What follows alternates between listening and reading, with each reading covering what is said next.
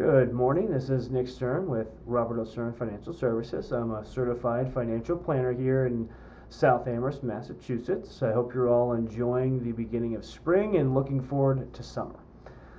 Getting right into it for May's topic discussion, I wanted to address the question, does investing make sense for me?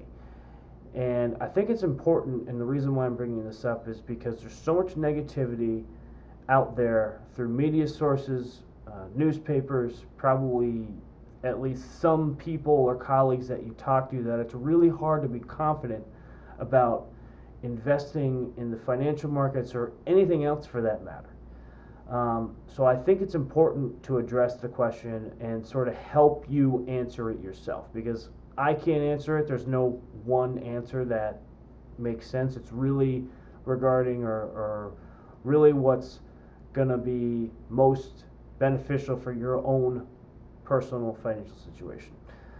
So a couple considerations that would help you conclude whether or not investing makes sense for you. So number one, what's your risk tolerance?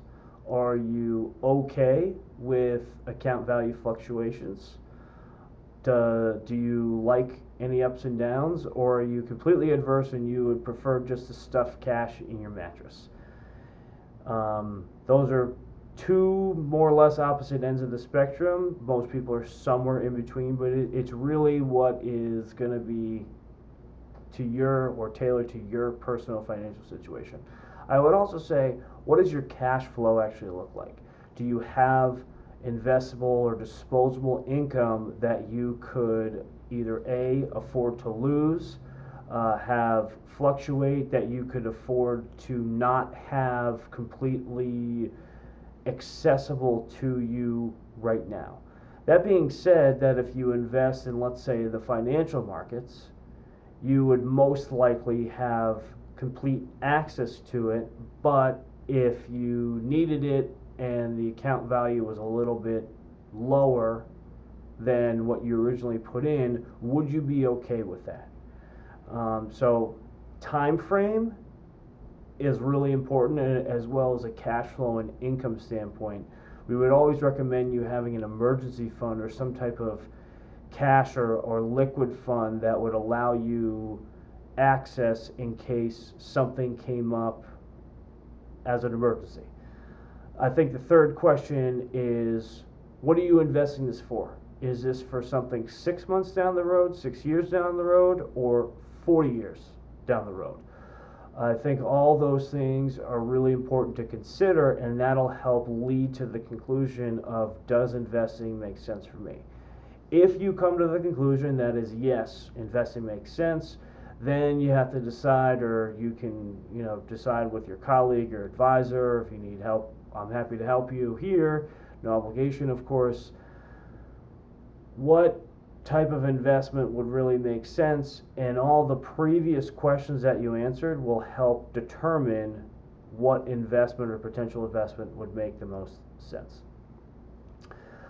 I think also I want to focus on, just as a consideration, because I know a lot of my peers are really adverse to investing in the financial markets. And it's understandable, because again, there's so much negativity. The 2008-2009 financial crisis happened in less than 10 years ago, and it's still fresh in a lot of people's minds. So I just want to urge my peers to really consider that. Let's say you're saving for retirement. Now, the millennial generation really doesn't have pension plans. Some companies don't have retirement plans, or if they do, there's no matching, or you have to be there for a certain amount of time. A lot of people can't even afford to put away a certain amount, or they haven't, or they don't want to, or maybe they want to but they don't really understand it, and it's hard to get a better understanding because there's a lack of help or education available. So if it's the latter, where education is somewhat of an issue, happy to answer any questions. Also, you could also try to pursue, whether or not it's through HR or just do something on your own. But the point is, because there's a big lack of long-term savings like a pension from previous generations, it's really important that we, our generation, the millennials and younger, and even older as well, really focuses on personal savings and personal retirement savings.